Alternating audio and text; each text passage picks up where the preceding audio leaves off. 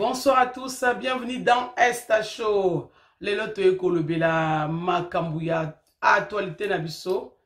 Mbote na bino na partout boza et puis na merci na abonné na biso surtout.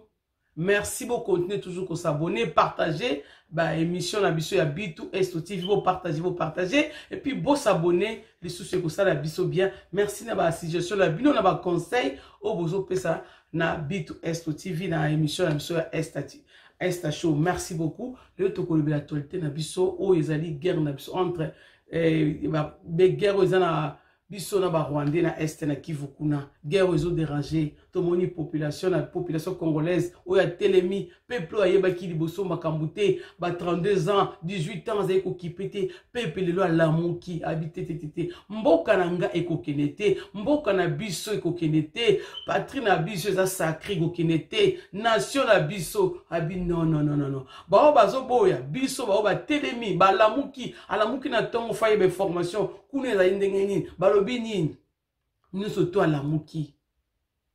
Et puis, tu remercies ce qu'on a dit concernant le concert le 30 juin, où il y a Wenge Musique 4x4, où tu vas zongi, n'engue bazaki kala pour bête un concert, bah on va zo betango na beat ya ko soutenir à 40% un concert, bah pesango na ba maman ba soldat, ba veuve, ba maman na bana na bango, ba mekape ko soutenir bango. Tu remercies on de toujours le bela mingi na émission na biso ya pourquoi le loya Bitu Esto TV beaucoup tebele bo partager bo landa biso mboka population congolaise a telemi pour ni a telemi alobi a lembi amoni bandeko ba kufi pasi na Congo nzamba sala mboka kitoko apesi biso richesse o nyoso esengeli ezala nzamba pesa ka richesse na pays na terre après sa richesse na bango na lengo ya moni ki fenge bazar o ya biso eleke tellement de kitoko mingi yango ba voisin na biso banguna na biso ba binemi na biso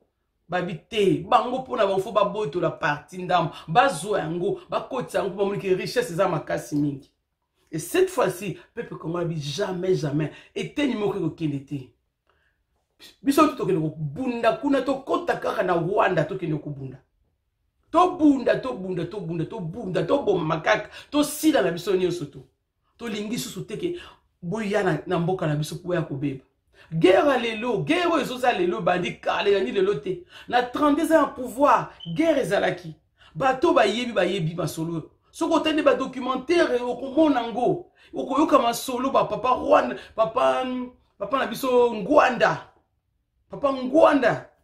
n'époque n'est qui vraiment ko intervenir ayeba ki masolo malamu minkoleka masolo ya guerre n'époque ya papa na biso Marshal le fait papa Marshal bitumba ne banda kale bandi lelo te bandi nango lelo te bituma ba Rwandais pour lelo ba mususu bazoza la ba combattant batu mususu na Congo pe kuna batu mususu ne te mokonzi azoba osala semblant bayebi makambo guerre ayebi makambo zoleka te makambo eza ya lelo te guerre ou ebandi kala il y a longtemps na 32 ans pouvoir guerre ezalaki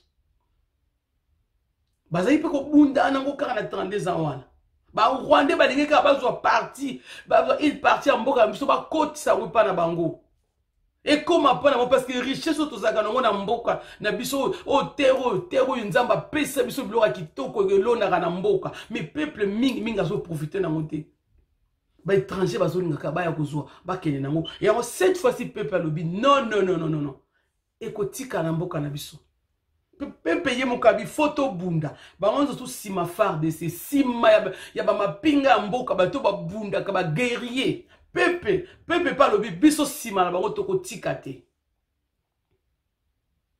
to ana oya zo diriger mboka esengi to za sima na ye biso to so to za sima na ye tokolonga etumba mais batu musu bazaka te mboka eza ya nini ya nani te eza ya mutu te ya bemba te ya muzitu te ezali ya nani te mususu soki nani kombe bunginga eza na mboka eza na bango te eza ya Katumbi te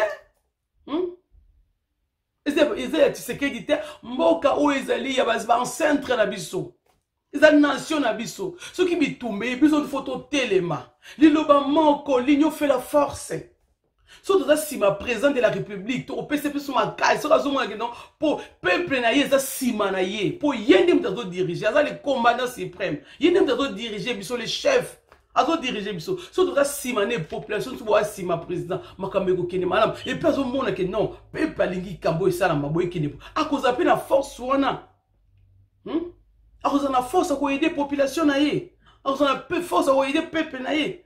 Mais côté moi je au contraire te aye bandenge ni makambo ese bandaka na 32 ans en pouvoir et ezalaki déjà guerre ba ronde balinga mboka babandi le ko bunisa mboka na biso te kala babandi ko bunisa mboka na biso ba tiki yango ba yesu na 18 ans en pouvoir modèle moroka kutu ba monde ba yesu ko yako ba yito to vandi na bango na pouvoir papa Laurent Désiré Kabila kota ki na bango kaka ye mo kota ki na bango lo ba kinini baza ba binemi na biso ba tuchi batuchi baza babinemi na biso ye mokalo baki to telema baza babinemi ono to kozana ngo pembeni ozana machete ozana nini bobunda bobenga na bango boboma bango na lobaki on kaka ye moko Laurent Désiré Kabila le fait ye moka mutalobaki to benga na bango parce que ayebi bango tanga monike non ça tient pas ndenge bayokana ki bako eza sundenge moko te bazo luka ba arracher bazwa le kola kala 32 ans bazako zwango bazako lukongo basuite ba profiter na papa na fait na biso papa Désiré Kabila yé pas le non baza ba binemi fo ba bima ba ken na 18 ans to vandi modèle moko zo ken rien ne marche siko to tchango na ngambo ya muto ele lo 2 ans 3 ans na 2 ans asali to ndo memise ekulusu to memise ngambu kaza complice non ngere banakala muto azobongisa mboka bozomona za na souci ya mboka makambo esalama te ba route esalama na mboka te asali yango azosali fort mboka ebonga abiki population peuple congolais a besoin lia population a besoin lia courir à la maïsa azosala effort et c'est pas facile que non na 2 ans 3 ans mboka ebonga nani nga obongisa mboka on a 2 ans 3 attends peut-être na 10 ans peut-être par exemple so Macron na mandat na liboso ba tuna ki question na fait un mandat liboso ba tuna ki question asali nini pendant 5 ans na ya Albert nini abika na tamu ki on sala nini mais bon bazala ba mboko c'est bonga ka le vanda mamsu et c'est vanda mais question réponse ezalaki na ko sala nini na tamu ki ba na zana yango et si ko muta 2 ans 3 ans boibo ba do meme makambo yo zaki ya yete non il faut beaucoup bisanza mais tout ba merci ba biloko to zako bona na te na Congo comme salama hein parce que de moto to yeba ki monter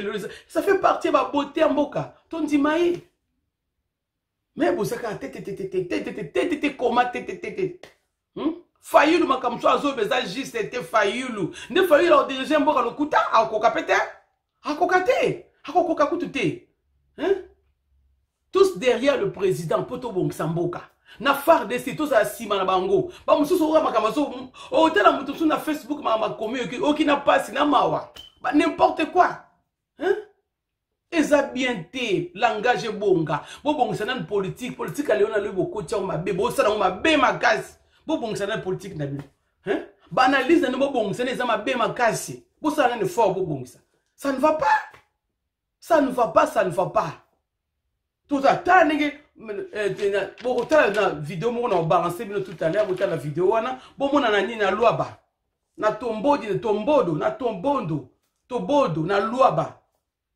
bon mona nini ba bomi lieutenant colonel ba bi aza complice aza traître aza rwandais aza traître faut ba boma ye ba bomi ba tumbi bon peuple o azaki boete peuple azaki dans le calme, le calme, avec une politique la mouki le soka omena masanga, ce qui on a aussi la salle, mais peuple congolais le loi là éveillé na ninga osakana ti faye ba lobby, makamezan de geni fo ayeba. Ba bomi lieutenant colonel wan, ba tumbi na minute azaki lieutenant colonel rwandais ba bébé ba tumbi ba bisoka ba bimba koti ba bazo kufa ba tumbi. Nous sommes na ba sili somme, oyeko ya eya.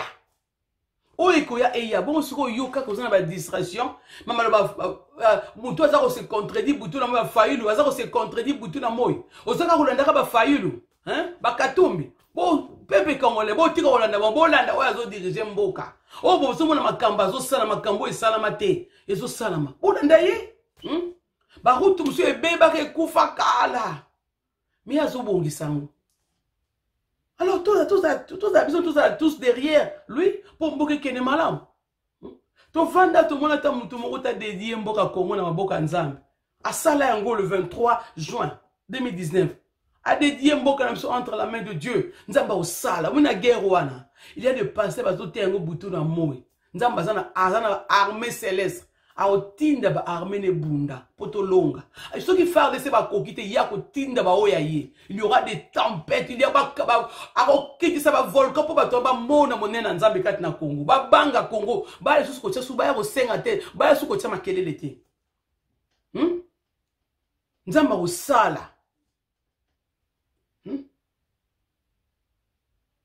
Akotinda bato bakobunda bakomprendre te bato babundi basoda bavaillant ero babundi afin que tozonga tolonga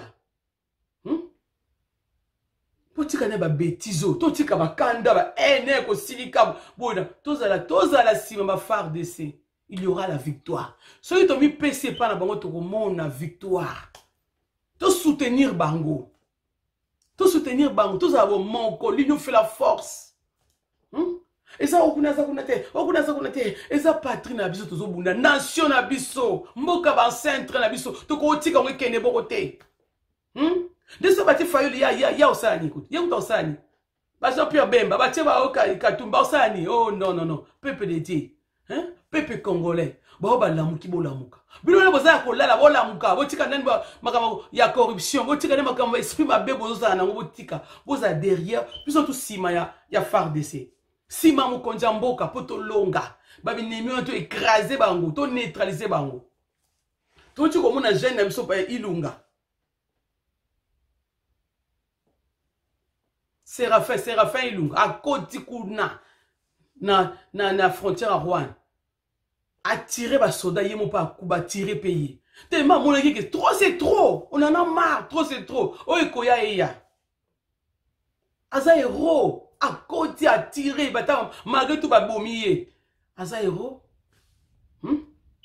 a sali musala mi pesi pona mboka habité on en a marteau lebi trop c'est trop bateau il faut to sukisa bango voilà ndenge makambezo ke muto atikali simazali susu te peuple lamuki abi oyo koya eya to keneka to kata bango to bulisa ka ba machete le koti na Congo na est-ce que peuple congolais ba ki machete ndenge zala te ezako zana ngo pona babilanga pona kokata ba makambo matiti ba mbebela osalela ba machete wana mais lelo machete kokata muto na machete peuple congolais yeba ki eloko wana te ezana bango babinemi to ba ko kotisa machete na mboka na biso bakulunda bakomba kokata muto na machete mbeli ezalaka biloko wana ezalaka te eye pona babinemi wana bakotisi ba machete ba mbeli bayina milimo mabene bakotisa wana kata mboka na biso.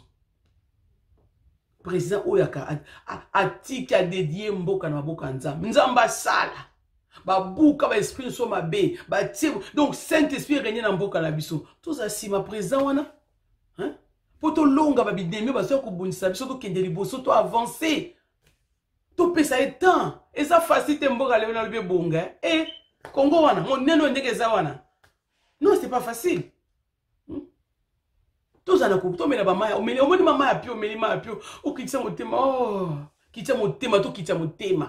Mboka eko bonga nango. Avec le temps, vous avez la confiance à présent na bino. Mboka eko bonda, eko bonga, pardon eko bonga. Et puis son de tout, ma bolongo to fukama, to le nzamba, nzamba osala. To prier na ba, to za ba prier beaucoup sincère, ba, to nzamba yoka ba prière, ya batama sumuté. Si vous avez prié, vous avez prié, c'est la juste devant Dieu. Quand tu pries, vous avez le sang, vous avez le sala. Vous avez le délivré, vous avez le sala déjà. Parce que, Babiloko, vous avez le Congo, président, vous avez le sala. Alors, il y a le sala. Il faut le dire merci. Il faut l'applaudissement. Tout ça, c'est simana yembo qui est malam. Tout le côté en l'ixolo et la musique, le 30 juin. Tout le monde dit, maman, forte maman, télim, balobi na Congo, pas de concert. Patriotique engagé pour la conscience collective na RDC. Les jeunes, babi, pas de concert. Moi, je pense que Sengeli producteur, Sengeli producteur, promoteur, où ils ont produit concert il y a le 30 juin, Asola na maman forte, na ba jeune patriotique engagé. Et senge ba sola na ba maman ba jeune, na ba maman baza ko silika pour baza pe la tenir à FARDC. Baza ko sika ba lingi concerté, ba biki battement bazo kufa ba sola bazo kufa, to wana bitumba, pas de concert, même après il y aura des concerts, mais pour l'instant, baboui. Et Seigneur, je pense que au coup en abango, gouvernement et pour le producteur, bah coup en aba solo là, parce que wenge 4x4 azo beta te pour na sengo moko ba sep non bazo beta pour ba soutenir 40% à concert et au Kenya na ba mamba veuve na ba basi ya soda. Beta concert waneza bazo beta on te pour baza ne sengo moko boy non bazo beta yango pour bazo 40% ya ça ya salaire na wiza ya mbongo wana ba aider ba FARDC ba aider basi ba veuve to wana ba na besoin mbo. Moi je pense qu'il faut que solo là na ba maman forte que so pour dire ba comme ko telemela concert za mabe et sengeli ba kutana ba to ba kutana pour promoteur na ba producteur ba to surtout bazana kati ya makambo ko sala le 30 jours ya 4x4 ya wenge ya musique on a concert ko beta. Et ça concerne mon pays dans la journée. Et c'est ba kutana ba solo là. Ba expliquer bango que non, ça concerne to beta teke pour na 5 on a besoin pour to CP ça peuple les autres non. To beta ngo pour na soutien à 40% et kende na FARDC. Donc moi je pense qu'il faut que ma solo wana, il faut que ndengwana. Besoin tout si ma président de la République mboke ko changer. Tout le monde a changement et puis tout ça juste devant Dieu. Botika ba corruption, botika ok boy. On dit qu'on change ba ok parti ok boy. Non ba corruption des obo mboka. Le cause des obo mboka. Bon moko. L'union fait la force. Tout le monde a changement kokota.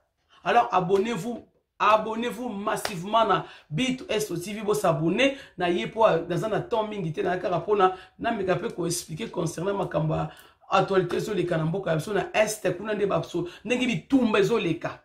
Tout le monde, chaque jour, nous sommes commis gâtés. Il faut y avoir ni les autres kakuna. Vous s'abonner massivement, s'il vous plaît. Abonnez-vous à B2S TV. Vous s'abonner. Merci vraiment. Derrière la caméra, il y a Alain Moutipaï. Ou ya bon sakaba image. Ou ya zo kosala qui est émission à B2S TV. Il y a esta chose là toujours. Merci na ba partenaire nyoso. Merci na ba soutien, na ba conseil. Ou bozo pesa biso na B2S TV. Merci. Bye bye.